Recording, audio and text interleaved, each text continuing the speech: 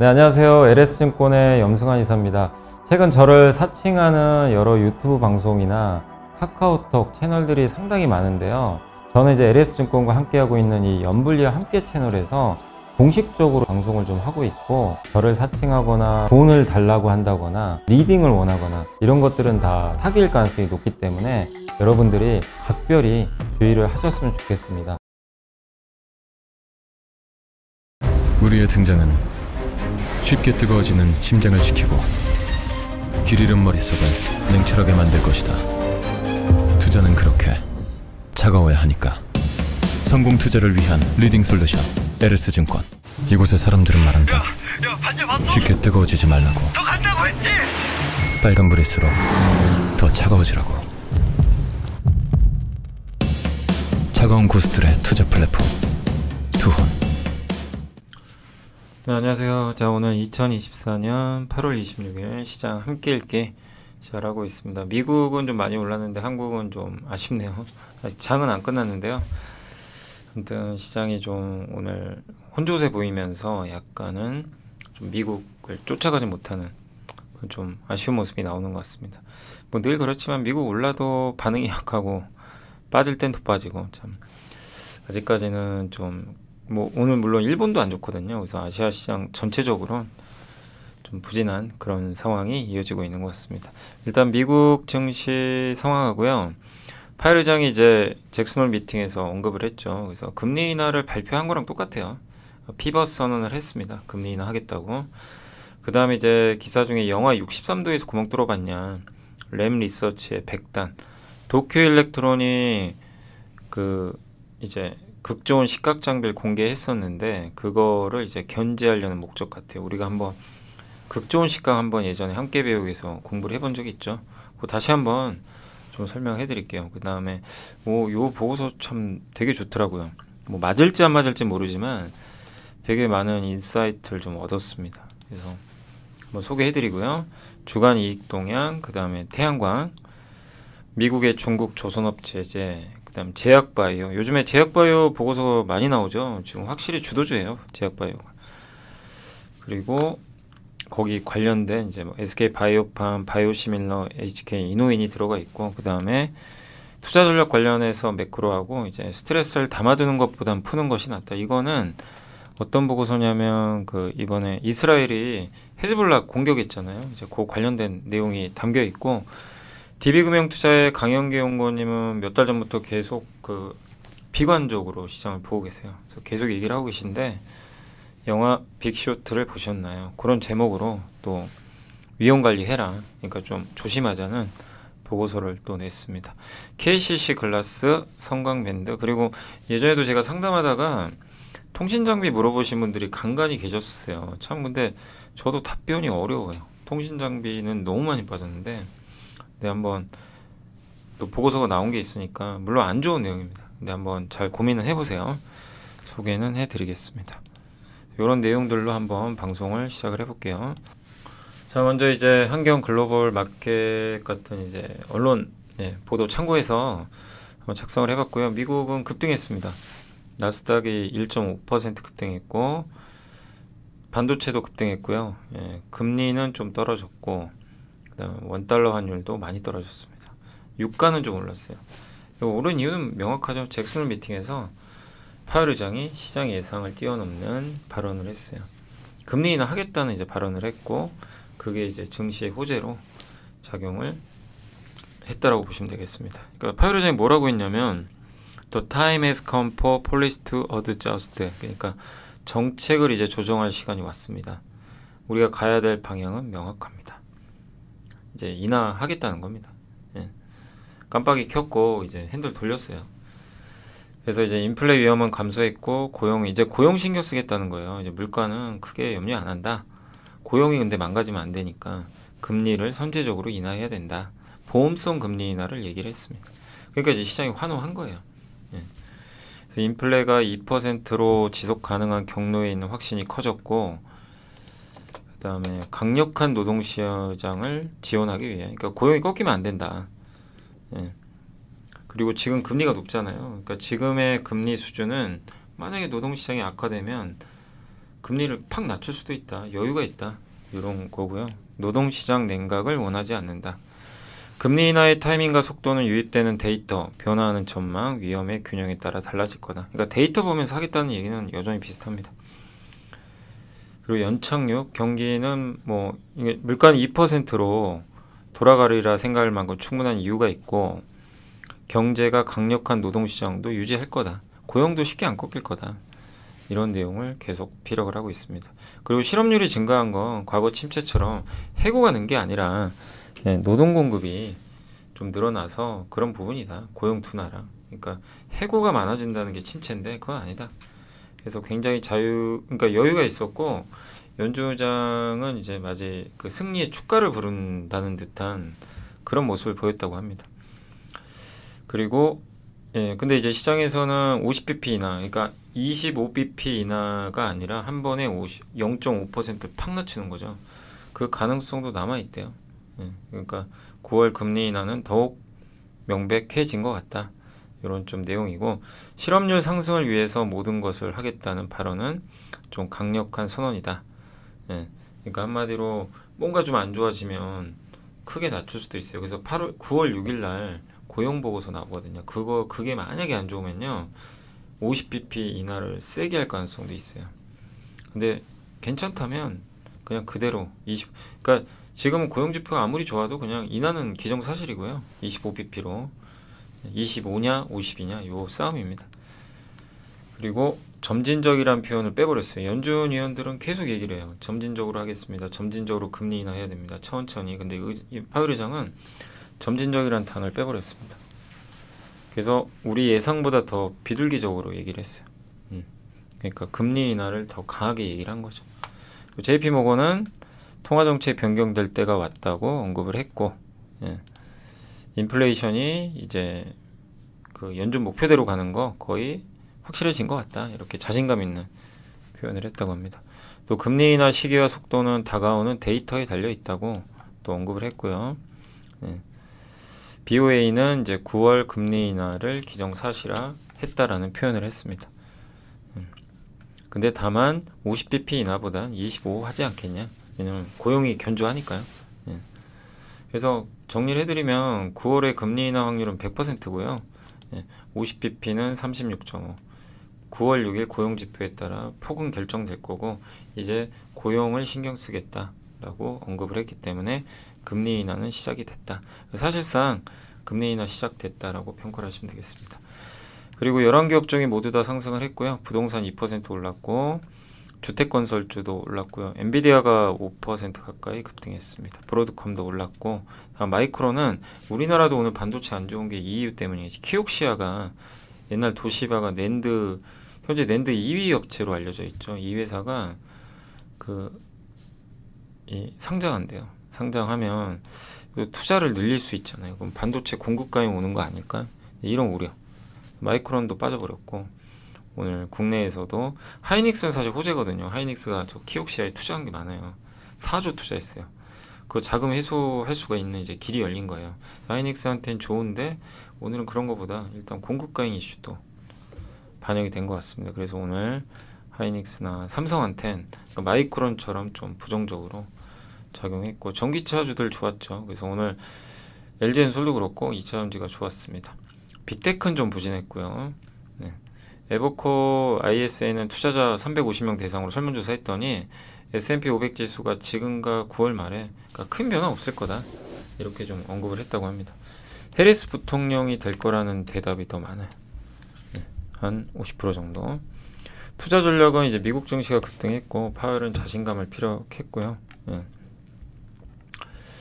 그래서 연착륙으로 저는 좀 가고 있다 이렇게 좀 보고 있고 이는 증시에 좀 긍정적이고 이제 남은 건 엔비디아 실적과 9월 6일 고용 지표인데 아무튼 이제 9월 10일 날 TV 대선 토론이 있거든요. 그래서 일단 미국 증시는 좋을 것 같아요. 당분간 뭐 나쁠 거 없죠. 그래서 여타 업종으로 매기가 좀 분산되지 않을까 이렇게 보여집니다. 그래서 한번 이 부분은 여러분들이 고민을 해보시면 좋겠고, 그러니까 무조건 일방적으로 뭐 빅테크만 간다, 반도체만 간다 이렇게 생각하지 마시고 금리가 인하되면요 분산이 돼요.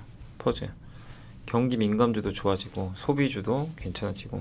근데 누가 뭐래도 그 금리가 떨어지면 제일 큰 수혜주는 바이오예요. 바이오. 예, 바이오가 제일 민감하거든요. 바이오랑 이제 신재생 에너지.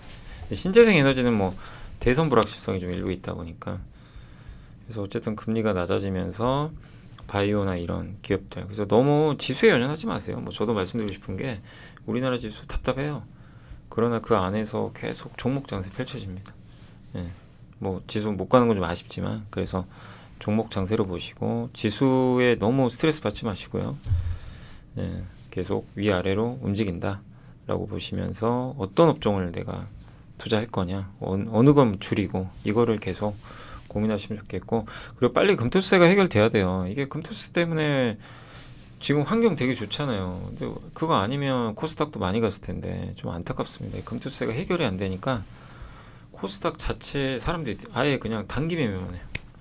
누구도 쉽게 투자 안 하려고 합니다. 왜냐면 몇 달 안 남았는데 만약 금토세 시행되면 주가 빠질 건 뻔하잖아요. 예. 그러니까 이제 꺼려지는 거죠. 그래서 빨리 금토세 문제가 해결돼야 국내 증시도 좀 시원하게 좀 뻗을 위로 좀 방향이 나올 것 같은데, 그게 좀 답답한 거죠.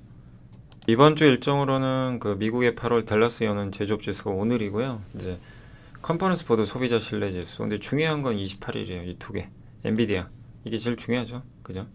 엔비디아에서 실적을 확인하실 거는 매출액이 300억 달러 넘는지 한번 확인해 보시고, 그 다음에 그 블랙엘 출시가 연기됐잖아요. 그거를 젠슨하게 얘기를 하겠죠. 얼마만큼 연기됐고 무슨 문제고. 아니다, 연기 아니다, 정상적으로 나오는지 알 수가 없어요. 그 엔비디아 실적 발표에선 새로운 칩 이름이 블랙웰인데, 이 블랙웰이란 반도체가 제때 나오는지 연기된 건지 그걸 좀 확인해야 될 것 같습니다. 현대차는 아마 주주환원책 발표하지 않을까 싶긴 한데, CEO 인베스터 데이, 투자자의 날이 28일 날 열리니까 지켜보시고, 그 다음 이번 주에 또 중요한 게 요거 개인 소비 지출 물가지수인데, 근원 PC 물가지수는 전월 대비 0.2, 전년 대비 2.7% 정도 예상을 하고 있습니다. 과연 이만큼 나온다면 뭐 증시는 안도하겠죠. 네. 그래서 이렇게 나오는지 한번 보시고, 자, 영하 63도에서 구멍 뚫어봤냐, 이게 무슨 내용이냐면 3D 낸드는 구멍을 얇고 깊게 잘 뚫어야 되는데, 요거 안 그래도 제가 그냥 자료를 하나 만들었어요. 한번 보여드릴게요. 이건 왜냐면 이거는 제가 직접 이거 PPT로 그 기사 내용을 다시 만들어 본 거예요. 그래서 요거를 이렇게 보여드리는 게 훨씬 쉽습니다. 기사 보면 되게 어려워요. 여러분들이 아무런 사전 지식이 없으면 되게 어렵기 때문에 한번 설명해드리면, 낸드가 뭐죠? 낸드가 이렇게 쌓죠. 이게 적층을 한다고 하는데, 이렇게 3D 낸드로 적층을 합니다. 그러니까 우리가 아는 요 낸드 플래시 조그만 거 있죠. 이렇게 저장하는 거. SD 카드나 우리 이런 것들 많이 보셨잖아요. 예. 저장하는 거죠. 우리 뭐 사진도 저장하고. 예. 근데 옛날에는 낸드가 이렇게 생겼어요. 옆으로 주택처럼.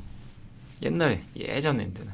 삼성이 2013년인가 그때 3D 낸드를 만들었어요. 이렇게 세우는 거, 아파트처럼 이렇게 돼 있습니다. 이렇게 적층하면서 하나씩 쌓는 거예요.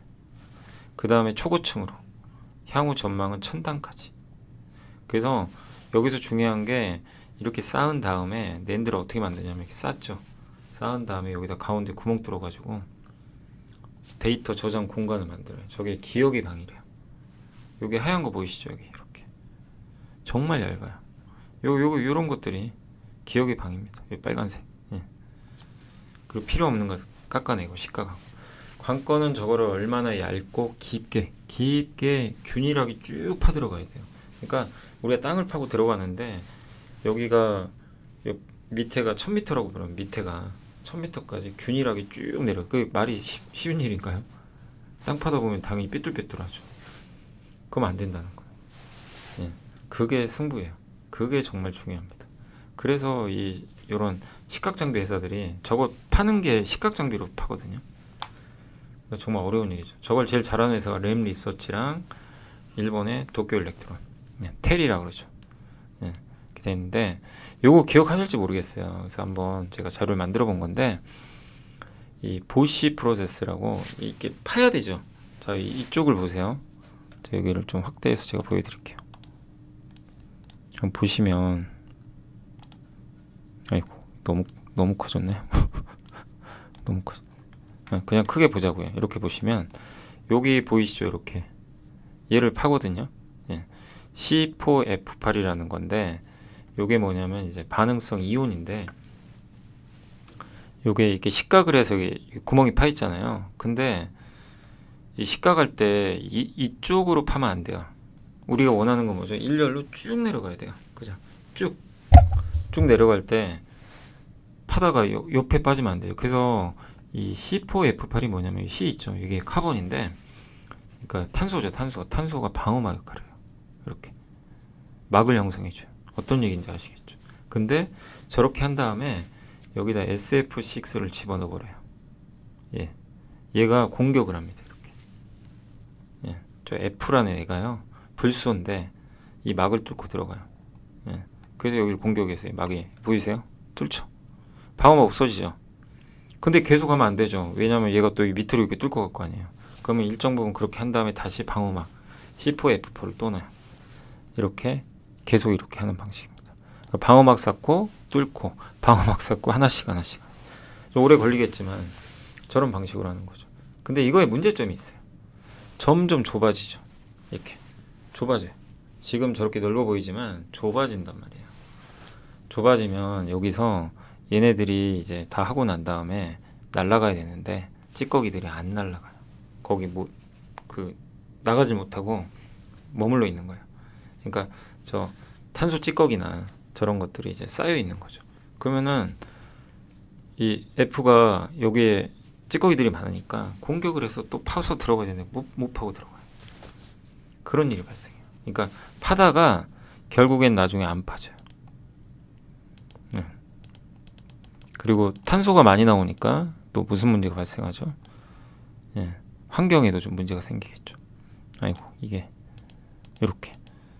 그래서 요 밑에 보시면 제가 이제 이 골키퍼라고 좀 표시를 했는데 카본은 골키퍼라고 보시면 돼요. 보호막. F는 공격수다. 이렇게 생각하시면 되겠는데 어쨌든 이렇게 폴리머로 막고 골키퍼가 막고 공격수가 골을 넣고 이 과정을 계속 반복하는데 어느 순간에는 저 찌꺼기들이 남고 골키퍼가 점점 늘어나요. 그러니까 공격수가 더 이상 뚫질 못해요. 그래서 여기서 이제 막혀버리는 거예요. 이렇게 여기가 이제 그런 이제 과정이라고 보시면 돼요. 그러면 이 끝까지 뚫어야 될 거 아니에요. 예, 못 뚫고 이제 점점 막혀버리면 어떻게 돼요? 반도체 성능이 떨어지겠죠. 그런 내용입니다. 예. 그래서 여기도 나와 있죠. 종행비라고 하는데 이게 점점 좁아지니까 여기도 나왔죠. 폴리머가 깎이면서 발생하는 부산물이 밖으로 빠져나가야 되는데 못 빠져나오고 거기 있으니까 공격수가 골을 못 넣어요.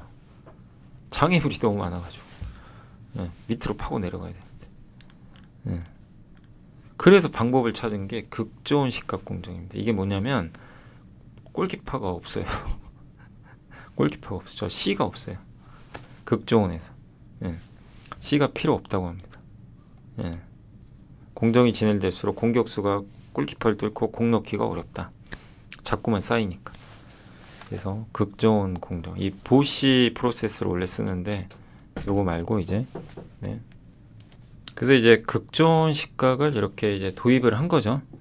요건 이제 옛날에도 한번 함께 배우기에서 했던 자료 중에 하나인데 보시면 이제 도쿄 일렉트론이 먼저 만들었죠. 200단에서 300단, 400단으로 가니까 그러니까 이게 100단하고 200단까지는 아까 그 방 골키퍼가 있어도 뚫어요. 근데 이게 막 300단, 400단, 500단 가면 어떻게 돼요? 못 뚫어요. 골키퍼가 너무 많아요.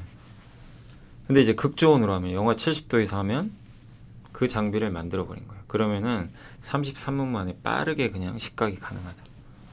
그리고 탄소 배출도 적은 거죠. 그래서 이제 극저온 여기에 들어가는 게 뭐죠? 칠러죠, 칠러. 이런 이제 온도를 낮춰야 되니까 영하 70도까지 온도를 낮춘다. 그래서 FST가 아마 도쿄 일렉트론과 같이 준비한 걸로 많이 알려져 있죠.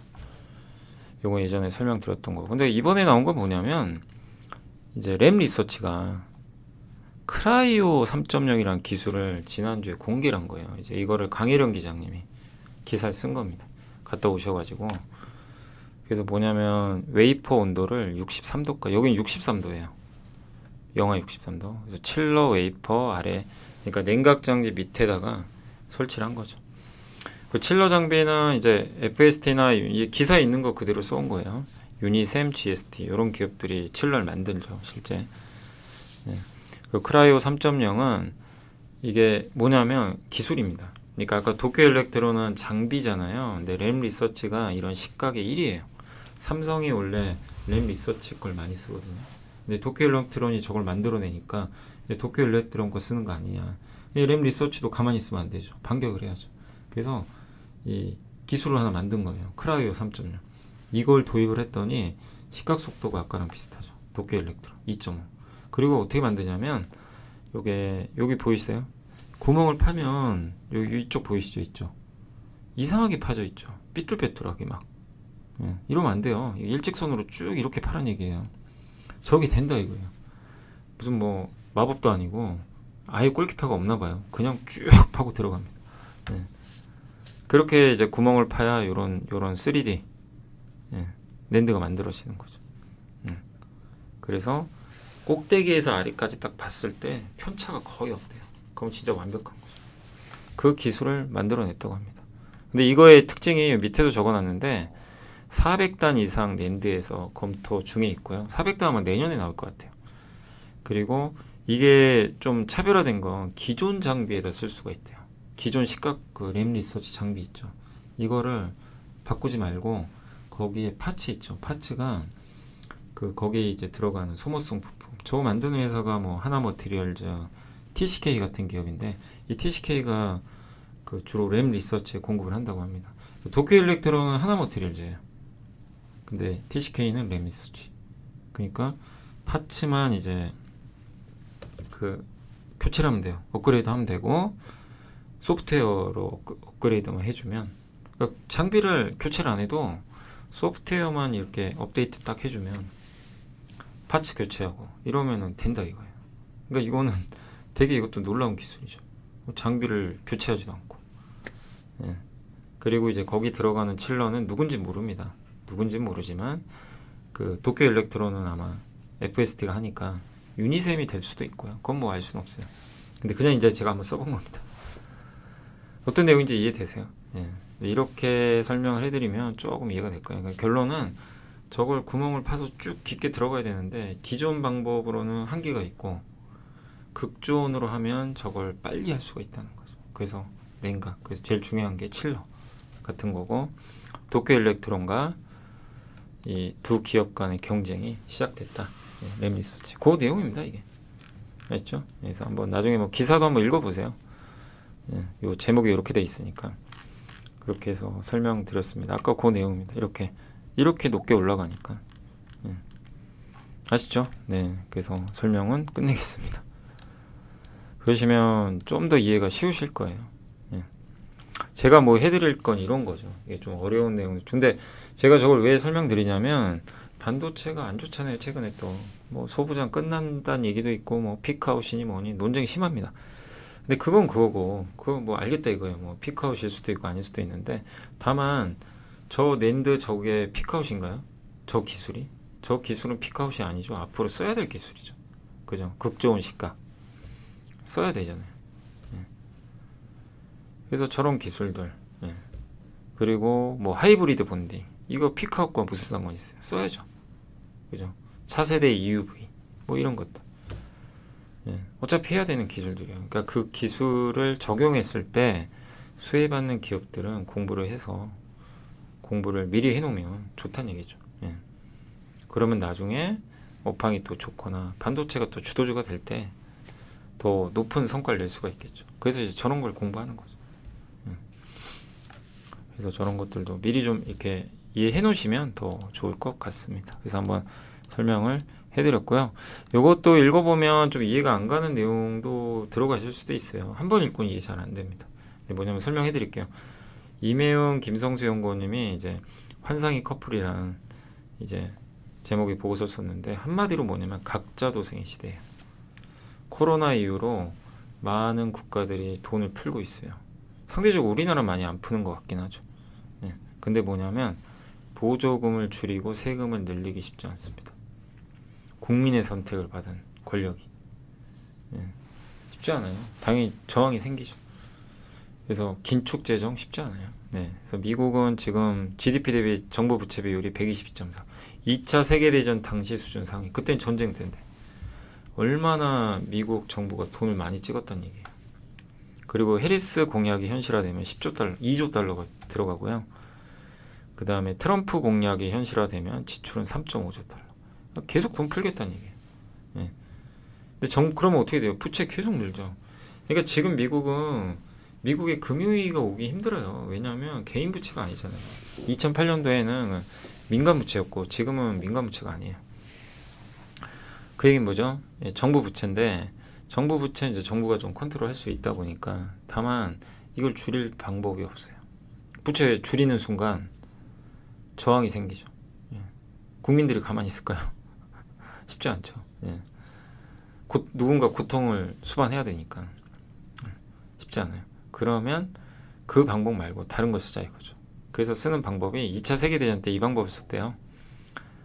그 명목 GDP가 올라가면 돼요. 그러니까 부채가 있죠. GDP 대비 부채 비율이잖아요. 그러면 GDP가 뭐죠? 경제죠. 한 나라의 경제를 성장시켜요. 부채보다 더 많이. 그럼 부채 비율은 자동으로 줄겠죠. 그죠? 예. 근데 경제는 성장 안 하는데 부채만 늘어요. 그럼 부채 비율 느는 거죠. 반대로 하겠다는 거예요. 그러면 저 GDP를 올리는 방법은 여러 개가 있어요. 뭐 AI 투자를 해서 성장하는 것도 있고 수출 많이 하는 것도 있고. 근데 또 한 가지 방법이 인플레, 물가를 올리면 돼요. 인플레. 그게 이제 가격이 다 반영이 되니까. 그러면 명목 성장률이 올라간다. 그럼 부채의 가치가 떨어져요. 이걸 금융 억압이라고 한대요. 네.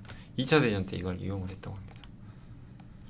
네. 그래서 지금 많은 국가들이 부채가 늘어나고 있거든요. 그래서 아마 이 방법. 그럼 물가를 그러면 뭐 옛날처럼 올리면 증시 폭락하는 거 아니냐? 그건 아니고요. 예전에 막 물가 1, 2%대 있잖아요. 아주 낮은 거. 뭐 0%대. 이 물가로 이제 안 간다는 얘기예요. 그러니까 예전보다 물론 뭐 5% 물가 아니고 2에서 3% 물가가 이제 고착화될 가능성이 높아요. 그 밑으로 막 물가가 막 떨어지고 그러진 않을 겁니다. 물가가 너무 떨어지면 디플레 오고요. 예. 부채 부담 점점 커져요. 그래서 그거를 정부도 원치 않거든요. 적절하게 그렇다고 물가가 너무 높으면 안 되니까 컨트롤 하겠죠. 그래서 이 방식을 쓸 가능성이 높다. 이렇게 보고 있는 것 같습니다. 그러면은 결국엔 이런 상황에서 결국엔 물가가 어느 정도 유지는 돼야 되잖아요. 근데 여기서 부채 부담을 떨어뜨리려면 금리를 떨어뜨려야죠. 금리를 낮춰야 돼요. 근데 미국의 국채 수요가 되게 많아요. 미국은. 그러니까 미국 정부 입장에선 미국 국채를 살려는 사람들이 되게 많아요. 저도 이 보고서 보면서 아는 내용인데 생각보다 이제 중국이 막 미국 국채 팔고 러시아도 다 팔아버렸고 요새 미국 국채 이렇게 자꾸 파니까 파는 것만 많고 사는 건 없는 거 아니냐. 예, 이런 얘기도 있지만 중국이나 이런 데서 판 거를 영국이 받아갔대요. 영국이나 다른 나라가 커버를 해주고 있대요. 그러니까 미국 국채 걱정할 필요 없다는 거예요. 파는 거를. 그런 부분도 한번 고민해 보세요. 그러니까 미국의 국채 수요는 견조하고 국채 수요가 늘면 국채 금리는 반대로 갑니다. 예. 수요가 늘면 가격이 오르죠. 채권값과 채권 금리 반대라 그랬죠. 채권값 오르면 채권 수요가 많으면 채권 가격은 떨어지게 되겠죠. 그런 내용입니다. 예. 그래서 그렇게 보시면 되겠고 중국도 물러서진 않아요. 그래서 어쨌든 근데 미국도 지금 패권 경쟁해야 되죠. 중국과 돈 계속 써야 돼요. 뭐 IRA뿐만 아니라 이건 이 미국이란 나라의 자존심과도 이제 관련이 돼 있죠. 중국이 지면 안 되거든요. 안 지려면 투자해야죠. 미국의 제조업 공장 계속 지을 겁니다. 중국도 물러서지 않죠. 중국은 반도체에서 이겨야 돼요. 미국을 무조건 이겨야 되고 이건 시진핑 주석의 정권과 관련돼 있어요. 자기의 공약 사항이잖아요. 첨단 제조, 반도체, 굴기, 첨단 제조 2025. 미국이 이기겠다. 쉽게 물러설 이슈가 아니에요. 그럼 돈은 많이 들어가요. 그리고 각자 도생이에요. 지금은 누가 누굴 믿을 수도 없고 뭐 전쟁 나고 이러니까 돈 많이 넣어야죠. 그래서 여기 핵심은 자국 우선주의는 이제 필수다. 그러면 이 각자 도생 시대에서 살아남으려면 기술력이 있어야 돼요. 예, 투자도 증가해야 되고.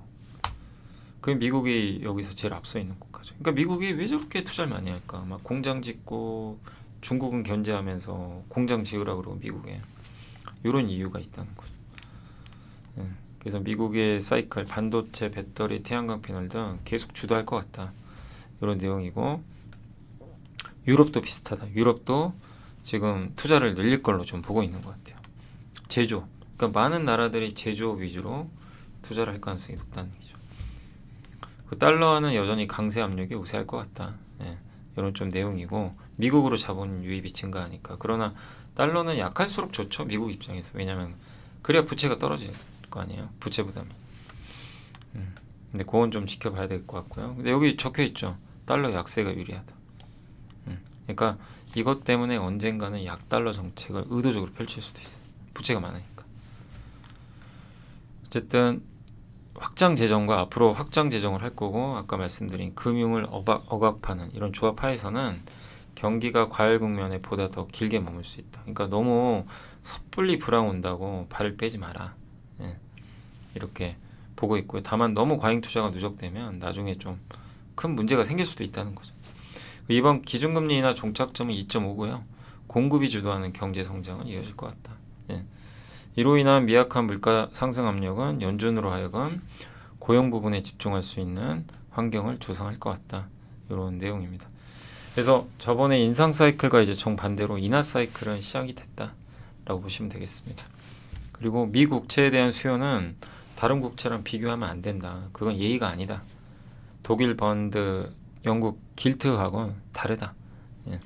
그리고 앞으로 은퇴자들도 늘어나고 개인들의 수요는 꾸준할 것 같고요. 그래서 국채 수요는 꾸준할 거예요. 예. 그래서 지금 또 국채 금리가 지난 몇 년 동안 봤을 때 작년보다는 좀 떨어졌지만 높죠.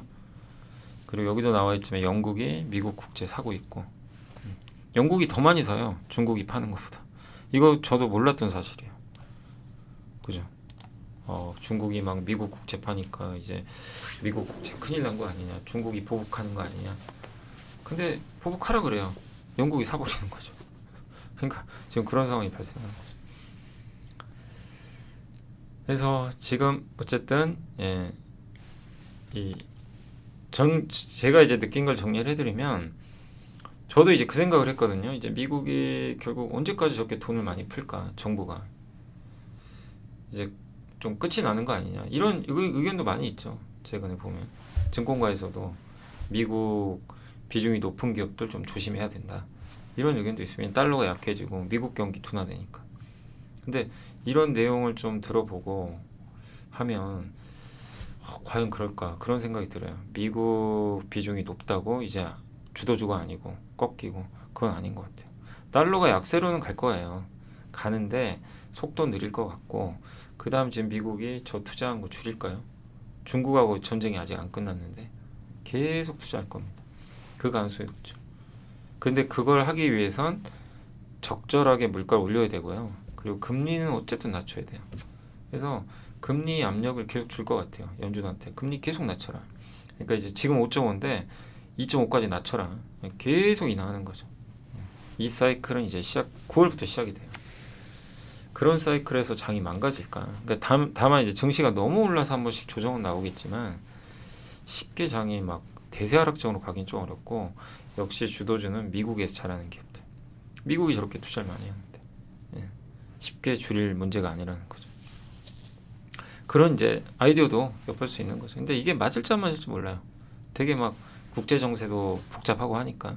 근데 분명한 사실은 이런 탈세계와 서로 각자 도생의 시대 이게 쉽게는 안 끝난다. 예.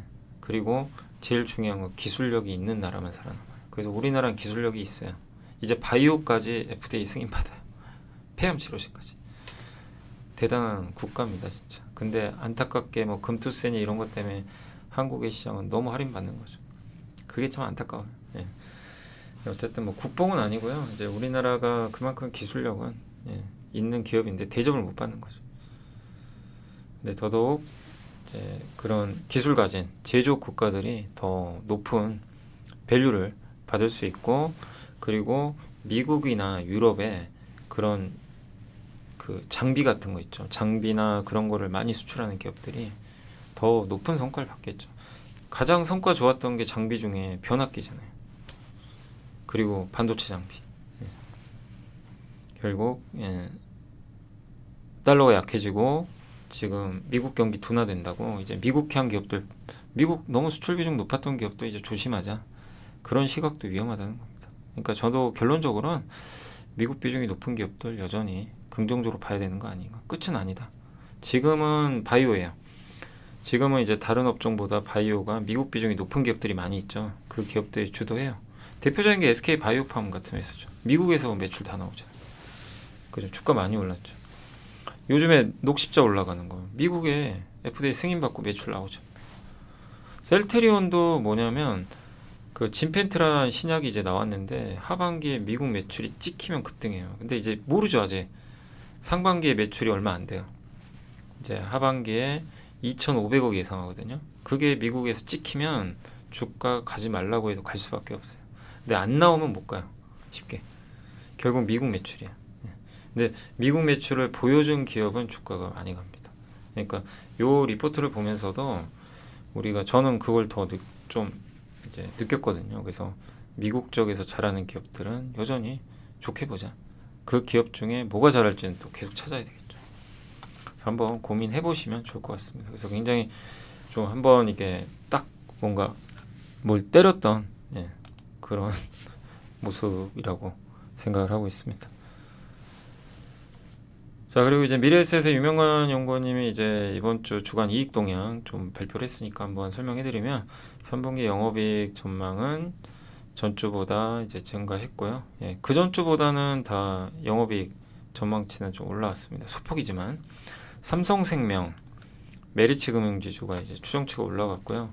한국전력도 요새 유가 환율 떨어지니까 조금 올라왔습니다. 지난 일주일간 영업이익 전망치가 올라간 기업들입니다. ITM 반도체, 삼성생명, 화승엔터, SK스퀘어, 원익QNC, 메리츠금융지주, CJTNL, 클래시스, LS, 유한양의, 코스메카 코리아, 한국항공우주, 이렇게 보시면 좋을 것 같습니다. 자, 하반기 미국 모듈 수입 및 재고 감소는, 이거 태양광 얘기인데, 블룸버그가 이제 동남아 지금 4개국 관세 있잖아요. 미국에 수입할 때 동남아 4개국에서 미국으로 수입하는 거 원래 관세를 부과했다가 유예시켜 버렸죠. 지난 2년간. 6월부터 다시 관세를 부과하기 시작했어요. 근데 그 상황에서 지금 AD나 CVD 조사를 하고 있다고 하는데, 여기 보면 AD는 반덤핑 조사를 하고 있는 거고, CVD는 상계 관세. 그러니까 반덤핑은 외국 기업이 자국 시장에서 낮은 가격으로 제품을 수출하는 건지, 덤핑 판매하는지, 상계 관세는 보조금 받는지, 이걸 조사하는 거거든요. 그 결과가 아마 내년 초에 나온대요. 나오면 이제 확정이 되겠죠. 지금 어쨌든 예비로는 관세 부과가 됐고, 저게 최종적으로 판결이 되면 이제 관세가 영구적으로 부과가 되겠죠. 뭐 기간이 있는지 모르겠지만. 그래서 예비 판정에서 혐의가 인정돼서 아마 최종 판정 결과도 다르진 않을 걸로 보이는데, 아직 최종 판정은 아니에요. 예비 판정 그렇게 나와 있습니다. 근데 여기서 수입하는 물량이 엄청 많죠. 미국 23년 모듈 수입량의 75%가 저기서 들어오는 거예요. 그러니까 저기서 막 물량이 막 들어오니까 미국의 공급광이, 하나솔루션이 돈을 벌 수가 없어요. 공급이 늘어나니까. 근데 저런 걸로 인해서 공급이 줄면 좀 숨통이 트이는 거죠.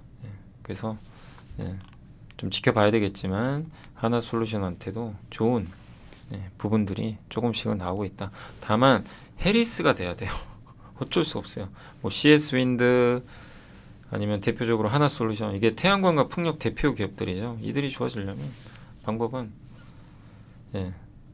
트럼프가 아니라 해리스가 돼야 됩니다. 그건 뭐 어쩔 수 없는 것 같아요. 어쨌든 태양광도 바닥은 좀 잘 다지는데, 저런 부분은 이제 긍정적이다라고 보시면 되겠고, 또 미국이 중국 조선업 제재하는 거 지금 조사하고 있는데, 4월부터 조사했는데 대선 전에 아마 조사가 끝날 것 같아요. 그러니까 아마 미국 항만에 진입하는 중국산 선박이 있으면 수수료 부과한다. 그럼 누가 중국에 발주를 하려고 그러겠어요? 실효성이 있겠냐는 좀 얘기도 있어요. 저걸 부과해버리면 글로벌 선주들 중국산 쓴다는 이유만으로 벌금이 부과되는 거잖아요. 그럼 운임비를 전가시켜 버리겠죠. 그럼 피해는 누가 보죠? 소비자들이. 미국 소비자가 피해 볼 수도 있다는 얘기예요. 그러니까 아마 할 수 있을까 이제 이런 좀 부분도 있는 것 같아요. 물론 하게 되면 어쨌든 뭐 한국의 조선사한테 호재입니다. 호재로는 봐야 되겠지만 실효성 여부는 좀 지켜봐야 될 것 같습니다. 그리고 우리나라가 만약에 저렇게 한다고 해도 그럼 중국의 배를 발주를 안 할 거 아니에요. 이 선주들이 중국산 쓰면 이제 벌금 받으니까. 근데 우리나라한테 줄 텐데 근데 이미 우린 또 주문 잔고가 워낙 많아요. 3년치 이상 많이 쌓아나니까 이게 무한정 늘리기가 어려운 거죠. 예. 그런 부분도 있어서 어느 정도 제재가 나올지는 좀 지켜보자. 근데 뭐 저게 생각보다 뭐 제재가 크지 않는다고 해서 뭐 주가에 크게 악재는 아니고요. 네. 좀 실망할 수는 있겠죠. 일부. 그리고 저게 된다고 해도 실효성 여부가 좀 있기 때문에 일단 이 한승환 연구원님은 좀 그냥 이 부분에 대해서는 보수적으로 그냥 보자. 제한적이다. 이렇게 보고 있는 것 같습니다. 근데 여전히 긍정적인 건 뭐냐면 일본의 IHI 파워 시스템이 제조한 선박 엔진 4,000대 이상이 지난 20년간 연비 데이터를 조작한 게 밝혀졌대요. 모든 엔진 제조사 조사에 들어갔다고 합니다. 일본이. 히타치 조선도 1999년 이후 출하된 총 1364대 선박 엔진 연비 데이터를 위조한 사실이 밝혀졌다고 합니다. 그리고 지난주 가와사키 중공업도 2000년 이후 제조된 선박 674척 중에서 673척 연비 데이터. 아니 그냥 다 조작한 거네요. 왜 이러죠 일본? 예. 그러면 이걸 누가 믿겠어요? 우리나라한테 이건 호재일 수밖에 없는 거죠. 물론 이제 일본은 점유율이 낮기 때문에 저거 한다고 해서 우리가 뭐 엄청나게 수를 더 받고는 아니지만 어쨌든 일본과 경쟁을 일본 하잖아요. 그런 상황에서 한국으로 더 한국의 신뢰도가 올라갈 수 있어서 긍정적이지 않겠냐 이렇게 보셔도 좋을 것 같습니다. 자 이제 제약바이오는 상승작 초입인데 포트폴리오 전략의 이제 정석이라는 제목의 보고서가 나왔고요. 바이오가 금리에 되게 민감한 거 아시죠? 그래서 신약 한 개 시판하는데 필요한 비용이 1.5조나 되고요. 마케팅 비용도 많이 들어갑니다. 그래서 신약 하나 개발하고 판매하는데 3조 든대. 그러니까 웬만한 기업은 못해요. 못하고 그래서 기술 수출해야죠. 해외 기업에. 그런 거 보면 SK 바이오팜이 대단하긴 하죠. 바이오팜은 자기가 직접 다 했거든요. 그래서 매출 1조 이상 그리고 독점 5년 정도 그럼 5조 정도 벌겠죠.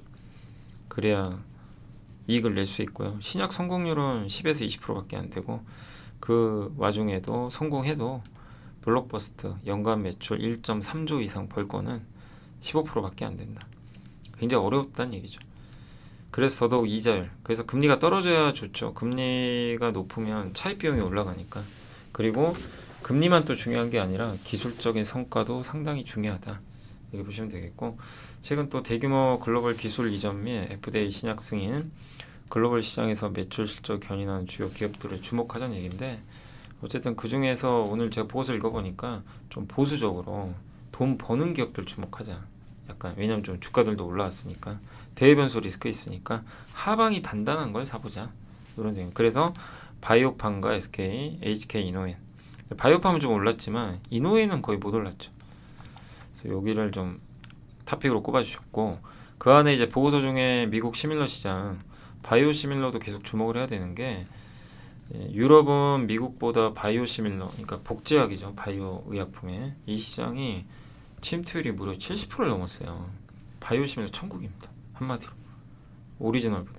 미국은 낮아요. 왜냐하면 대체 처방이 아직 잘 안 되고 그러니까 저기 약국 같은 데서 약을 처방할 때 의사가 처방할 때 환자한테 기존의 오리지널 말고 바이오시밀러를 처방할 수도 있잖아요. 못하죠. 임상을 해야 돼요. 대체 처방해도 되는지. 근데 뭐 유럽 같은 데 되나 봐요. 왜냐면 똑같으니까 성능이. 그걸로 검증 받은 거니까 대체 처방을. 그러니까 신약보다 싸죠. 그러니까 의사가 이번에 바이오시밀러 써보세요. 예. 그러면 당연히 침투율이 금방 올라가죠. 근데 미국은 그게 잘 안 되니까. 그래서 그걸 인정하는 여부. 아마 저게 아마 통과되지 않을까 싶어요. 저걸 바꾸려고 하는 것 같고요. 그 다음에 이제 의약품을 사는 사람한테 바이오시밀러 제품을 쓰면 인센티브 주는 거, 이런 것들이 중요하죠. 근데 그런 것들이 미국이 잘 안 됐던 건데, 그러니까 성장이 안 나왔죠. 근데 이번에 IRA 법안에 의하면 내년부터, 이거는 예전에 한번 알려드렸던 내용이죠. 그 약값 $8,000 이상이면 환자가 내는 게 아니라 $8,000 이상은 이제 정부가 내줘요. 일부분을. 그리고 보험사하고. 정부 비중이 높아요. 이게 내년부터 바뀌어요. 상한선은 $2,000. 약값이 $2,000 이상이면 이제 정부와 보험사가 내주는데, 신약개발사까지. 정부가 좀밖에 안 내고요. 많은 부분을 보험사가 내야 돼요. 약값이 오르면 오를수록 보험사가 내야 될 돈이 많아요. 그럼 보험사들은 어떻게 생각할까요? 바이오시밀러로 바꾸겠죠. 약값이 싼 걸로. 그래 부담이 줄어드니까. 그리고 대체 처방. 이것도 지금 현재 6개 승인 받았는데 이 품목들이 늘어나지 않겠냐, 이렇게 보고 있습니다. 그래서 결국 미국은 그동안 바이오시밀러가 점유율이 낮았지만 이제 앞으로 늘어나겠죠. 그걸 감안한다면 바이오시밀러 미국 쪽에 계속 긍정적인 시각을 가져도 될 것 같고요. SK바이오팜은 이제 엑스코프리라는 뇌전증 부분 발작 치료제로 지금 8천억 정도 들여서 개발을 했고, 경쟁사 대비해서 완전 발작 소실. 뭐냐면 요 세이주어 프리라는 효과가 있는 것 같은데, 저도 이게 뭔지 몰라가지고 퍼플렉시티에 물어봤거든요. 그러니까 이 부분 발작하는 거 치료해 주죠. 근데 세이주어 프리 효과는 이제 발작을 안 하는 거예요, 더 이상. 환자는 얼마나 좋아요. 공포잖아요, 이게 발작할까봐. 무서운데 저거를 이제 했을 때 SK 바이오팜의 치료제를 썼더니, 엑스코프를 썼더니 경쟁 제품인 빈펫보다 10배나 그게 더 증가했대요. 발작을 경험 안 하는 게. 그럼 훨씬 좋은 거죠. 그러니까 제품 경쟁력이 굉장히 뛰어나요. 더 이상 발작 안 한다면 얼마나 좋습니까? 그죠? 그 SK바이오팜은 미국 내 인지도도 낮고 중추신경계 질환의 경우 처방 패턴이 쓰던 것만 쓴다는 얘기예요. 새로운 제품을 안 써주고, 영업활동 하기 위해서는 이 유통망도 있어야 되는데 코로나 때문에 하지도 못했고, 이 악조건에도 처방 건수가 경쟁자를 뛰어넘을 정도로 빠르게 증가하고 있대요. 출시 이후로. 되게 잘한 거죠. 그래서 미국 매출이 이번에 66% 증가했고, 또 나이스라는 영국 국립보건임상연구소가 21년도 발간 보고서, 이게 세노버메이트가 엑스코프입니다.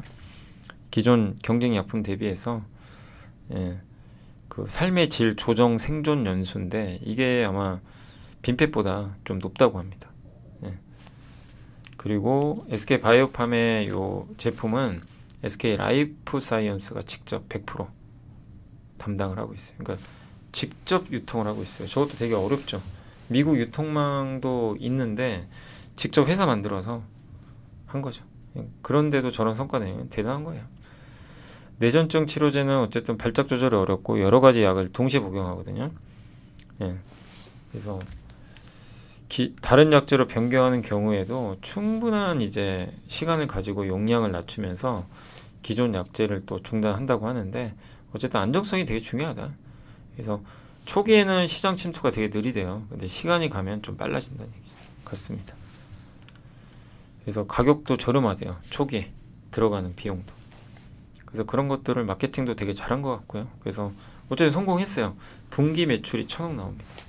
대단한 거죠. 그래서 향후에 연간 매출 1조까지 꼭 가기를 기대를 해보겠습니다. 그 여부는 우리가 모르지만 좀 잘 되길 바라고요. HK이노이는 CJ제일제당의 이제 제약사업부에서 출발해서 한국콜마가 인수했죠. 콜마그룹이. 수액제 국내 대표 기업이고, 그 다음에 의료파업 영향이 있었지만 수액은 성장을 했습니다. 영양수액제. 그 다음에 이제 핵심은 그거죠. 역류성 식도염 치료제. 그게 이제 피캡이라는 방식으로 좀 하는 건데, 이게 3세대 제품이죠. 1세대, 2세대, 3세대. 그래서 국산 신약으로는 저 제품이 K캡이 국산 신약 최단 시간 블록버스터 1,000억 원을 뚫어버렸어요. 우리 한국에서. 대단한 거죠. 그래서 국내 위식도 역류질환 치료제 시장 규모가 1조 3천억인데 1세대, 2세대가 각각 있습니다. 근데 PP 2세대는 위산이 활성화되는 위산 분비가 억제되는 기전으로 그러니까 약효가 발현되는 시간이 느리고요. 식사 여부에 따라서 복용도 제한적이라고 합니다. P캡, 여기 HK 이노인이에요. 3세대. 요거는 약효 발현 시간이 짧고 빨리 약효가 일어나고, 그러니까 내가 먹으면 효과가 좋다는 얘기예요. 여러분도 당연한 거 아닙니까? 이게 역류하려고 하는데 먹었을 때 빨리 이걸 치료해주면 되게 좋은 거죠. 식사와 또 무관하대요. 그래서 이걸로 지금 우리나라에서는 대성공을 했죠, 사실. 근데 이제 문제는 뭐냐면, 근데 작년 22년 7월에 대웅제약, 올해 하반기에는 제일약품이 각각 경쟁품을 내놓으니까 이게 좀 우려가 있던 거죠. 그래도 시장은 커집니다. 계속 커져요. 연평균 10%씩. 그리고 핵심은 이제 한국도 한국인데 미국이 아직 P캡 제재 시장 점유율이 20%밖에 안 되니까 침투율이 많이 남았어요. 20%면 확장 여력이 있죠. 또 보령과의 같이 영업망도 구축을 했고요. 원래 정근당이 해줬는데 바꿨죠, 보령으로.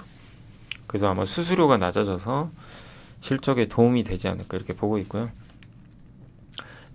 이 시장의 양대 산맥은 중국과 미국인데 한 4조 원 정도. 근데 중국에는 저 로션인가요? 예, 로션사로 기술을 이전해 버렸어요. 거기서 이제 로열티 받는 거죠. 그래서 중국 시장에 이미 진출이 돼 있고 처방량이 증가하는데, 지금 로열티는 작년에 25억 받았고 올해는 한 70억 정도로 많이 늘어날 걸로 보이고 있습니다. 어쨌든 로열티는 중국에서 저 제품이 많이 팔리면 그냥 돈이 계속 찍히는 거예요. 예. 많이 팔리면 팔릴수록 좋은 거죠. 북미 시장 권리는 일단 기술 이전을 했거든요. 예. 그 다음에 지금 임상을 하고 있는데, 임상을 진행 중인데, 시장 규모는 비밀환성은 어쨌든 점막 손상이 없는 거예요. 근데 밀환성은 점막 손상이 있는 거. 그러니까 점막 손상이 없는 비밀환성이 시장이 더 큽니다. 그래서 그게 데이터가 이제 하반기에 나와서 내년에 아마 이제 그게 성공을 하면 아마 이제 FDA 내년에 승인 신청하거나 아니면 좀 늦으면 26년 갈 수도 있습니다. 그럼 미국 시장이 열면 또 유황여행처럼 좋아지겠죠. 근데 좀 시간은 걸립니다. 경쟁사가 복켄자라고 있어요. 이게 다케다 제약, 원래 일본에 작년 11월 첫 승인 받고 제품을 내놨는데 많이 안 팔렸어요. 밀환성입니다. 이거 밀환성 시장이 작아요. 그래서 얼마 전에 비밀환성으로 적응증 그 승인을 받고 다시 출시를 했어요. 그럼 이제 저 복켄자 매출이 많이 늘어나면 HK 이노인한테도 좋죠. 왜냐면 비슷한 제품이니까. 그러겠죠. 예. K캡은 후발주자고 복켄자는 좀 선발주자인데, 예. 근데 복켄자보다 K캡이 오히려 좀 약효 발현 시간이 더 좋다고 합니다. 빨리. 그러니까 복켄자가 성공하면 K캡의 성공 확률은 더 높아지겠죠. 그래서 하반기에 볼 거는 임상 끝나서 이제 데이터 한번 확인해야 되고요. 복켄자 매출이 얼마나 늘어나는지. 저게 많이 늘어나면 좋죠, 사실. 예. 그래서 그런 것들을 좀 확인하고 이제 내년에 FDA 승인 여부 그것까지 확인해야 될 것 같습니다. 그래서 좀 긴 호흡으로 HK 이노인도 뭐 너무 막 짧게 보시는 것보다 볼 필요는 있는 것 같습니다. 긴 호흡으로. 그래서 제약바이오 한번 말씀드렸고, 그 다음에 투자 전략의 매크로 관련해서 스트레스를 담아두는 것보다 푸는 게 낫다. 뭐냐면 이스라엘 네타냐후 총리가 이제 미국 등 중재국도 지금 하마스랑 휴전하는 거 있잖아요. 그래서 이제 지지한다. 그래서 이제 하마스와 대립하기가 좀 어려워졌고, 근데 네타냐후는 지금 지지율이 많이 떨어져 있기 때문에 뭔가 적을 찾아야 돼요. 그래서 이번에 기억나시죠? 어젠가 주말에 이스라엘이 그 헤즈볼라 때려버렸죠. 공격해버렸죠. 뉴스에 나왔죠. 헤즈볼라도 반격하고. 저게 좀 의도된 거 아니냐, 이런 또 내용도 있는 것 같습니다. 예. 그래서 집권 연장해야 되니까 뭔가 정치적 동기가 필요하거든요. 동력이. 예. 그런데 이제 미국은 하지 말라 그랬는데 미국만 안 듣고 있어요. 지금 손발이 안 맞아요. 예. 어쨌든 헤즈볼라 측은 대이란 공습을 며칠 더 할 거라는 뉘앙스를 줬지만, 근데 서로 이거예요. 전면전은 안 합니다. 예. 전면전까지는 부담스러워요. 이스라엘도 마찬가지. 미국이 있기 때문에. 근데 가만히 있을 수는 없어요. 뭔가를 하긴 해야 되고. 그런 면에서 좀 무리하게 전선이 확대되지는 않을 것 같다. 그럴 가능성이 높죠. 그래서 어쨌든 전쟁 리스크는 끝 없습니다. 계속 이어지지만 뭐 우려하는 대규모 확전이나 그 가능성 뭔가 돌발 변수가 나오지 않는 이상 크지 않으니까 그거는 좀 너무 염려하지 않으셔도 되지 않을까. 다만 지켜봐야죠. 어쨌든 예, 상황은. 다만 아직까지는 이제 확정 가능성은 높진 않다. 이렇게 봐야 될 것 같고, 그 다음에 강현기 연구원님은 좀 최근에 굉장히 보수적이에요. 주식시장에 대해서. 예. 이렇게 굳이 안 좋게 보셔도 되나 할 정도인데, 영화 빅쇼트가 뭐냐면 2006년도에 마이클 버리라는 사람 있죠. 이 사람이 공매도 치는 거예요. 계속 칩니다. 예. 펀더멘털이 망가지고 주택이 망가질 것 같거든요. 맞췄죠 결국. 근데 망할 뻔했어요. 왜? 너무 빨리 매도를 친 거예요. 공매도를. 그래서 영화에도 나오죠. 망할 뻔했어요 원래 마이클 버리는. 근데 갑자기 이제 미국의 주택이 무너져 버려서 어마어마한 돈을 벌었어요. 예. 그래서 유명해졌죠. 예. 근데 어쨌든 이게 참 어려운 게요. 펀더멘탈이 안 좋아지는 게 보이는데 주가는 더 가는 경우도 있어요. 작년 2차전지가 그랬잖아요. 작년 2차전지 7월에 펀더멘탈 안 좋았습니다. 명확히 따지면 이미 다 꺾이고 있었어요. 펀더멘탈은. 주가는 완전 무시하고 날라버렸죠. 뭐 어마어마하게 갔죠. 무시 정도가 아니라 저 우주로 솟아버렸죠. 기억하시겠죠. 예, 그때 그랬던 거죠. 예. 그러니까 그런 걸 보면 이게 펀더멘탈과 반대로 가는 경우도 많아요. 근데 결국엔 펀더멘탈 쫓아간다는 얘기죠. 이것도 마찬가지고. 그러니까 이제 강은규 연구원님 이 얘기는 뭐냐면 그 위험자산을 지탱하는 펀더멘탈이 하락해도 위험자산 가격은 오를 수 있다 한동안. 근데 결국엔 쫓아간다. AI 산업이 그리는 미래를 꿈꾸며 상승해 왔지만 이제 위험 관리하자. 요 내용이고, 그 근거로 보는 게 미국의 경기 선행 지수가 확 꺾였어요. 실제 경기 선행 지수가 꺾였는데 주가는 오른다는 거예요. 그런 내용입니다. 물론 이게 뭐 맞을 수도 있고 안 맞을 수도 있지만 이제 이거죠. 미국 경기 그럼 진짜 안 좋나? 둔화된 건 맞아요. 그건 뭐 인정해야 됩니다. 그죠? 예. 그래서 예전만큼 미국 경기가 좋은 건 아니에요. 고성장은 아니죠. 예. 그것도 침체도 아니죠. 근데 이렇게 생각하시면 돼요. 미국 기업들 보세요. 빅테크만 좋았잖아요. 나머지 회사들 좋았나요? 주가 지수는 올라갔죠. 근데 이 빅테크가 미국 경기 때문에 간 건가요? 예. 그러니까 저는 이제 이거 반박한다는 게 아니라 우리가 한번 이제 생각해보는 거죠. 미국 증시가 오른 건 빅테크 영향이 절대적이었고, 이 빅테크가 올라간 게 미국 경기 좋아서 무조건 간 건가요? AI 투자를 엄청 했잖아요. 특히 엔비디아. 경기랑 무관하죠. 그리고 실제 미국 경기 영향받는 기업들이 있죠. 그 기업들은 주가 못 갔잖아요. 뭐 스타벅스부터 해가지고 나이키, 뭐 곤두박질 친 기업도 수두룩합니다. 그 기업들이 이미 다 데미지를 받아버렸고. 그래서 저는 오히려 미국 경기도 중요하지만 AI가 꺾인다면 그게 더 위험한 것 같아요. 경기보다. 그러니까 AI 거품론도 요즘 터지지만 AI에 대한 신뢰가 무너지면 그게 무서운 거죠. 그걸 확인하는 게 더 중요할 것 같고요. 제 생각에. 그러니까 미국 경기가 둔화되니까 주식을 비중을 줄이자. 그건 동의하지 않고요. 그거보다는 AI가 진짜 이제 끝났느냐, 거품이냐. 저는 그렇게까지는 안 보거든요. 근데 그게 더 중요한 것 같고, 그리고 아까도 제가 하나투자증권 보고서 설명해 드린 대로 과연 경기가 침체되게 놔둘까요? 예. 그럴 것 같지도 않고, 그 미국은 계속 자본 지출해야 돼요. 계속 투자해야 됩니다. AI 투자, 에너지 전환도 해야 되고 할 게 많아요. 돈 계속 지출해야 되고. 그 이제는 금리는 앞으로 2, 3년간 계속 떨어뜨릴 거고, 예. 기준금리 그럴 가능성이 있고, AI 아직 끝난 것 같지는 않고요. 예. 그래서 미국 경기가 정말 망가진다면 또 모르지만 그렇게 막 크게 막 훼손될 것 같지는 않고. 예. 그래서 너무 오른 건 리스크 관리해야 돼요. 저도 그거엔 동의하는데 미국 증시도 기업들 보면 전체적으로 못 오른 것도 수두룩해요. 예. 그러니까 그냥 다 그냥 묶어서 위험 관리하는 것보다는, 예. 그러나 분명한 건 미국 증시를 이끄는 건 AI고 빅테크니까 또 비만 치료제 이런 기업들이죠. 이들이 무너지면 뭐 근데 비만 치료제랑 AI가 미국 경기랑은 좀 무관하잖아요.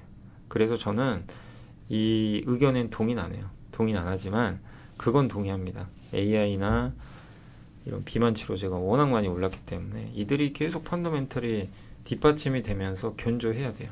근데 이들이 무너지면, 펀더멘털이 깨지면, 그거는 미국 경기가 좋아도요, 미국 경기가 좋아질 수도 있어요. 다시 그래도 주가 못 갈 수도 있는 거죠. 약간 그런 생각이 들어요. 제가 틀릴 수도 있지만, 그러니까 여러분들도 한번 잘 고민해 보세요. 물론 쉬운 내용은 아닙니다. 네. 그래서 저는 오히려 계속 엔비디아, 뭐 빅테크, 일라이릴리 이런 이제 대표 기업들을 계속 좀 우리가 잘 봐야 되는 거 아닌가. 그들이 어떻게 움직이는지. 자, 그리고 KCC 글라스는 이제 인도네시아에 유리 공장이 있죠. 이게 시험 가동 들어가서 10월에 본격 가동한대요. 그러면 이익이 증가할 걸로 보는 게, 왜냐하면 전기 요금이 우리나라보다 40% 싸요. 판유리, 요게 이제 건설 쪽에 많이 들어가죠. 건자재. 그럼 유리 사업 마진이 개선돼. KCC 글라스가 유리 사업 하잖아요. 그래서 원가 경쟁력이 커지겠죠. 또 자동차 유리도 있으니까 신제품 신차 나오고. 그래서 인도네시아 생산법인 완전 가동되고 자동차 신차 라인업 따른 이익률 개선이 이어진다면 괜찮지 않겠냐, 이렇게 보고 있는 것 같고요. 지난 3년간 차입금 증가 등 지출 증가가 있었고 이제는 좀 성과를 거둘 시기다라고 보시면 되겠습니다. 9월 금리 인하도 이제 가시권에 들어왔고, 그리고 또 최근에 몇 번 설명해 드렸지만 정몽휘 회장이 굉장히 많이 샀죠. 예, 회사 주식을. 예, 그런 것도 긍정적이겠죠. 그래서 인도네시아 법인 생산이 10월부터니까 밸류는 굉장히 낮고 좀 편한 선택지가 될 수는 있다, 이렇게 보고 있고요. 성광밴드는 이제 백이현 연구원님이 이제 엔디아 IR을 한 것 같은데 영업이익률 32.5 나왔고요. 카본보다 비카본, 스테인리스예요. 스테인리스는 이제 LNG를 이렇게 통과시킬 수 있는 파이프 연결 관 이음새죠. 예. 그래서 마진이 더 좋습니다. 근데 이쪽 비중이 훨씬 커요. 이게 태광과의 약간 좀 차이점이긴 해요. 그래서 이번 실적은 사실 성광밴드가 더 좋았죠. 비카본 제품의 이제 비중이 높았기 때문에 3분기에도 비슷한 비중을 예상하고 있고요. 4분기는 조금 비카본보단 카본이 조금 늘어날 수도 있다, 약간 이런 내용도 있습니다. 그리고 사우디나 이런데 가스 프로젝트, 사우디나 그 중동이 가스 프로젝트 많이 하잖아요. 거기에 이런 피팅이 들어가요. 그래서 상조 하고를 기대하고 있고, 원자로에도 들어갑니다. 원전에.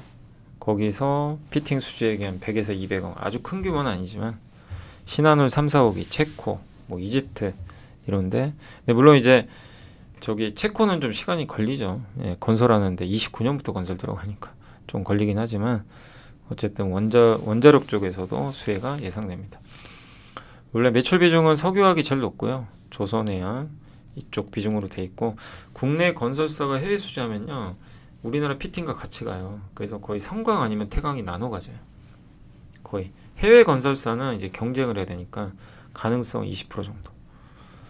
그 중국 피팅 업체랑 이제 경쟁해야 된다, 이거 리스크다, 이런 얘기도 있는데 그거는 아니다. 왜냐하면 중국 회사한테 안 줘요, 피팅을. 그 중국도 허용하려면 승인 과정만 5년 이상 돼요. 그러니까 중국을 걱정할 건 아니고요.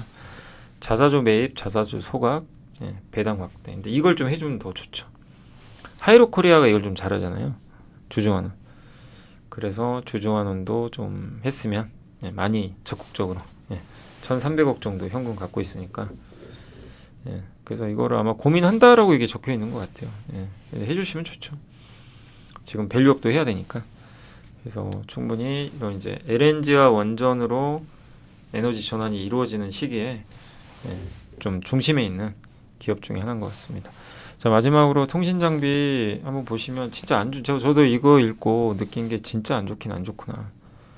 지금 뭐 KMW, 에이스테크, RFHS 그냥 늪에 빠졌어요. 저번에도 어느 분이 KMW나 뭐 RFHIC도 많이 물어보시던데 힘들죠. 왜냐하면 이제 업황이 지금 회복되기가 어려운 게, 아니 5G 투자를 안 하니까. 저 장비에서 만약에 반도체 장비에 투자 안 하면 어떻게 돼요? 주가 못 가죠. 똑같은 거예요. 통신 장비 회사들이 투자를 안 하면 5G 투자를 해야죠. 근데 에릭슨과 노키아 모두 다 여전히 보수적이에요. 5G 투자가 끝났다. 아시아, 유럽, 라틴도 중국 업체랑 또 경쟁도 해야 된다. 노키아도 연간 매출 더 낮춰버렸어요, 전망을. 삼성전자 역시도 지금 쉽지 않고 전 세계 무선 통신 장비 시장이 연평균 2% 역성장한대요. 그러니까 5G 투자가 거의 끝나가다 보니까 그리고 우리나라 입장에서도 물론 뭐 5G가 완전한 5G는 사실 아닙니다. 근데 그렇다고 투자를 완벽한 거 하려고 서두를 이유도 없고 재무기준도 개선해야 되고 밸류업도 해야 되거든요. 투자를 적극적으로 하지 않는 거죠. 그래서 2분기에 KMW 134억 까먹었고 에이스테크가 96억, RFAC는 그나마 좀 적자가 적어요. 그래서 두 회사가 특히 힘들고요. KMW는 전 직원 대상으로 사직서 받고 필요 인력만 남기고 구조조정을 시작을 한다고 합니다. 중국, 베트남으로 다 공장도 옮긴대요. 에이스테크는 더 우려되는 게 자본 잠식이 너무 커서 이대로 가면요. 연말까지 50% 이하로 못 낮추면 관리 종목 되고 내년까지 돈 못 벌면 자본 확충 못하면 상폐당해요. 심각한 문제죠. 예. 그나마 RFAGC는 재무 구조가 좀 괜찮고요. 흑자 전환 가능성도 좀 있어요. 그러니까 이제 셋 중에 굳이 선택하면 RFAGC가 좀 버틸 수 있는 거고, 왜냐하면 방산 반도체 장비도 있으니까. KMW랑 에이스테크 쉽지 않다는 얘기죠. 그러니까 이게 참 어려운 것 같아요. 그래서 정말 통신 장비 최악입니다. 많이 빠졌고, 그렇지만 저도 통신 장비 얘기를 거의 안 하잖아요. 왜냐하면 뭐 좋아질 게 보여야죠. 좋아질 게 보여야 우리가 모멘텀을 보고, 뭐 예를 들면 엔터도 안 좋아요. 엔터 드라마 다 안 좋아요. 근데 예를 들면 엔터 적어도 내년에 BTS 복귀하고 앨범에 비대한 기대는 낮아졌지만 음원은 잘 되고 있고, 그죠? 주가도 충분히 빠졌고, 그렇다고 적자 기업도 아니고 내년에 뭔가 좀 바뀌는 부분, 또 일본의 엔화가 강해졌고, 그러니까 이게 뭔가 좀 모멘텀이 있으면 되거든요. 근데 이제 통신 장비는 돈은 돈대로 지금 너무 까먹고 쉽지 않다는 얘기죠. 그러니까 이제 더더욱 좀 어려운 그런 상황이 이어지는 것 같습니다. 그러니까 그걸 한번 보여드리는 거예요. 그러니까 이게 우리가 주가 빠졌다고 밑에서 무조건 사면 안 되고요. 주가 빠진 것 중에 뭔가 돌아갈 수 있는 걸 찾아야 돼요. 그게 안 보이면 하면 안 된다는 얘기예요. 대표적으로 통신 장비가 지금 그런 상황이죠. 안 되죠. 근데 심지어는 만약에 이 상태로 진짜 가면 에이스테크는 위험할 수도 있잖아요. 예. 저걸 이제 방지하려면 돈을 벌거나 자본을 확충해야 돼요. 근데 예전에 유증한 걸로 아는데 또 하기가 쉽지가 않은 거죠. 그러니까 참 우리가 이런 거죠. 뭐 어떤 기업을 내가 물렸을 때 장기 투자해서 기다렸다가 회복되는 경우도 있어요. 조선주가 대표적이죠. 조선주도 반토막 났다가 다 급등했잖아요. 그런 것처럼 뭐 그렇게 되는 업종도 있지만 안 되는 업종도 있고 하니까 무조건적인 뭐 장기 투자보다 항상 이런 업황, 또 구조적인 트렌드 이런 거를 항상 염두에 두고 고민을 해야 될 것 같습니다. 그래서 좀 저도 안타깝지만 통신 장비는 지금 여전히 좀 쉽지 않다 이렇게 봐야 될 것 같습니다. 자, 그리고 이제 공시 한번 보여드릴게요. 안 그래도 아까 KCC 글라스 한번 보고서 보여드렸는데 정몽 회장이 2억 원 또 샀고요. 올해만 71억 샀습니다. 그래서 꾸준하게 지금 4만 원 초반에서 매수하는 거고, 근데 이게 산다고 올라간다는 건 아니에요. 그건 알 수가 없어요. 모멘텀이 있어야 돼요. 근데 이제 10월에 인도네시아 공장이 가동 들어가서 실제 그 가동률이 올라가고 그게 실적에 잡히고 이러면 주가 움직여주겠죠. 이제 전기료가 낮으니까 이제 그게 관건이 될 것 같고요. 그러니까 적어도 그런 뭔가 모멘텀은 있어야 된다는 얘기죠. 그리고 전자공시로 이게 하나오션이 군수 지원함 요 수주 받았다고 합니다. 여기 이제 군수, 그러니까 옆에서 이거 이제 뭐라 그러죠? 저 선박 있죠? 그 군함 이제 지원해 주는 그런 배라고 보시면 돼요. 예. 그래서 요게 한 척에 4,600억이나 돼요. 그 선박을 수주했다라고 보시면 되겠습니다. 자, 그래서 공시까지 말씀드렸고요. 아직 이제 시장 끝나려면 조금 시간 남았는데 오늘 제가 사실은 좀 저희 사장님 제가 보고가 하나 있어가지고 지금 좀 방송을 좀 일찍 끝낼게요. 그래서 좀 죄송합니다. 그래서 일단 오늘 현재 2시 좀 넘었는데 현재 그 지수 좀 아쉽습니다. 예. 진짜 못 가네요. 미국은 저렇게 날아다니는데 다우 뭐 나스닥 견준 다우는 뭐 거의 최고가 같아요. 있지만 한국은 뭐 그걸 전혀 반영을 못하고 있고, 코스닥은 뭐 계속 못 가요. 이거를 여러 이유가 있겠죠. 네, 그래서 좀 안타깝고, 오히려 오늘 급락할 정도인가요 이게? 아니 뭐 난리 났나요? 그래서 좀 답답합니다. 예. 이게 뭐 마이너스 1% 빠져야 될 장은 아닌데 왜 마이너스 1%가 빠지는 거죠? 외국인 정말 많이 팝니다. 예. 금리 인하 이제 한다고 하는데도 한국을 오늘 버리고 있습니다. 코스피, 코스닥 모두 다 대량으로 쏟아내고 있는 게 좀 굉장히 안타까운 그런 상황인 것 같고요. 외국인이 주로 파는 거는 뭐 전기전자죠. 근데 아마 전기전자 파는 거는 삼성과 하이닉스 쪽 많이 파는 것 같고, 제가 봤을 때는 그 이제 그 키옥시아 상장하기 때문에 공급 과잉 우려 좀 일부, 또 최근에 모건 스탠리가 뭐 피크아웃이다 뭐 이런 얘기 또 보고서로 일부 내놓다 보니까, 그게 키옥시아 증설과 맞물려서 상장하면 증설할 거 아니에요. 그게 조금 부담으로 작용하는 것 같습니다. 그래서 오늘 좀 아쉽고요. 다만 오늘 이제 항공주가 좋을 수밖에 없죠. 최근에 유가 급락, 환율 급락. 그래서 그렇게 안 가다가 뒤늦게 좀 가고 있습니다. LPG 섹터, 인터넷 대표죠. 그리고 정말 못 갔던 네이버, 카카오도 가고 있고, 건설주도 끝없이 좀 오르고 있어요. 근데 특히 이제 오늘은 GS건설이 많이 올라왔고요. 종합상사도 괜찮습니다. 2차전지도, 근데 2차전지는 LG만 가고요. 좀 차별화되고, 해운주도 뭐 크게 움직이진 않네요. 정유주도 큰 변화는 없습니다.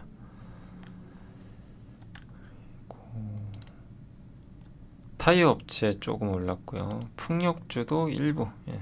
오늘 그 SK 오션 플랜트, CS 윈드가 좀 좋은 분위기를 연출한 것 같습니다. 이 정도예요. 나머지는 다 빠졌어요. 조선주 급락. 조선주 이유가 있을까요? 예. 많이 올랐죠. 뭐 딱히 딴 이유는 없어요.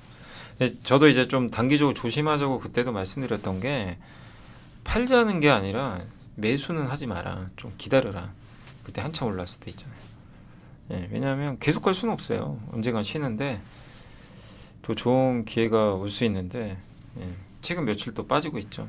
그러니까 도망갈 필요는 없습니다. 업황이 끝난 건 아니고요.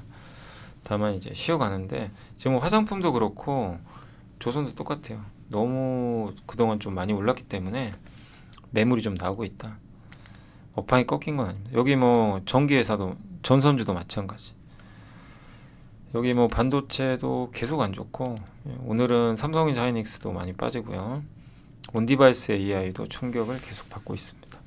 하여 뭐 오른 것도 없는데요. 그래서 화장품도 오늘은 보시면 대부분 급락하고 있어요. 특별한 이유는 없어요. 네. 많이 오른 거 정도. 조선과 비슷하죠. 미용기기도 오늘은 파마리서치가 많이 빠집니다. 많이 올랐죠, 실제.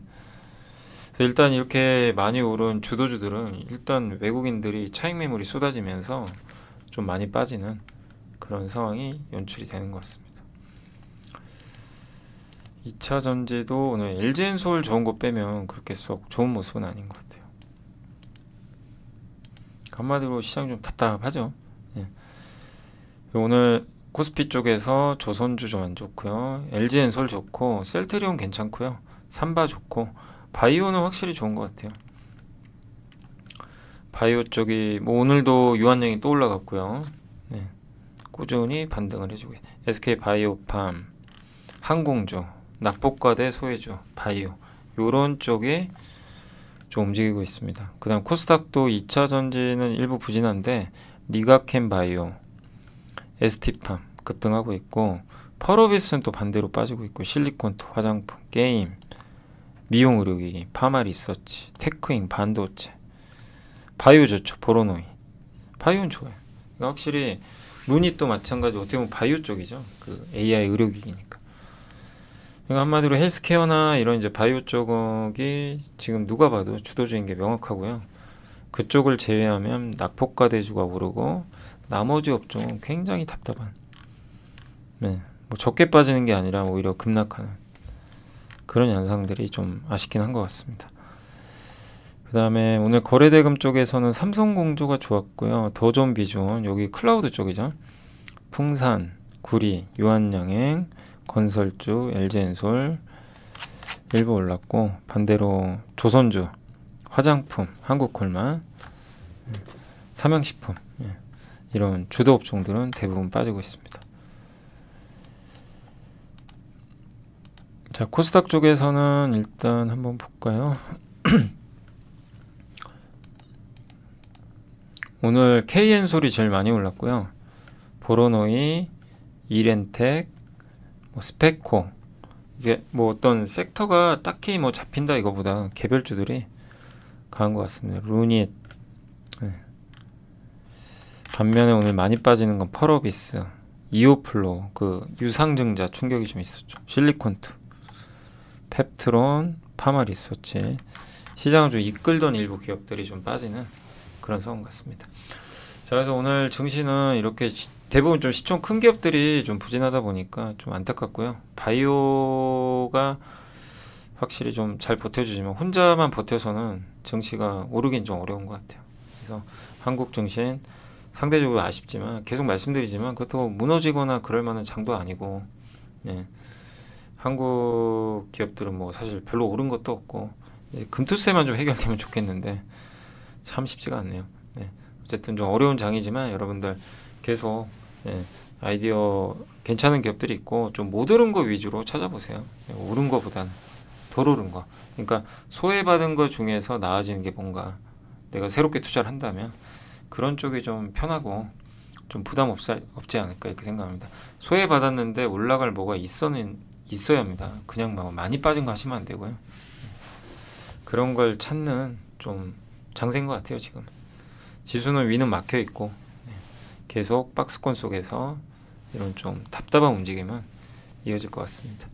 자, 오늘 1시간 15분이나 됐는데 좀 내용이 많아서 여기까지 좀 할 예정이고요. 아무튼 답답합니다. 장이 좀 올라갔으면 좋겠는데. 자, 오늘 고생하셨고요. 그리고 제가 이거 언제 올릴지 모르겠네요. 아무튼 뭐 오늘 올릴 수도 있고 조만간 올릴 텐데, 실적 발표한 거 있잖아요. 2분기 그거 다 찍어놨어요. 2분기 자료 좀 따로 만들어가지고 좀 재밌게, 뭐 재밌다는 표현은 좀 그런데 유익하게 좀 만들어봤으니까 함께 배우기 2분기 실적 발표 다 정리해놨으니까 그것도 한번 뭐 오늘이나 내일 중에 올려드리도록 하겠습니다. 자, 오늘 고생하셨고요. 저는 또 내일 찾아뵙겠습니다. 감사합니다.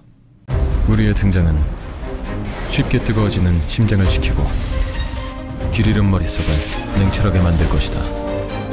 투자는 그렇게 차가워야 하니까. 성공 투자를 위한 리딩 솔루션 LS증권. 이곳의 사람들은 말한다. 쉽게 뜨거워지지 말라고. 빨간불일수록 더 차가워지라고. 차가운 고수들의 투자 플랫폼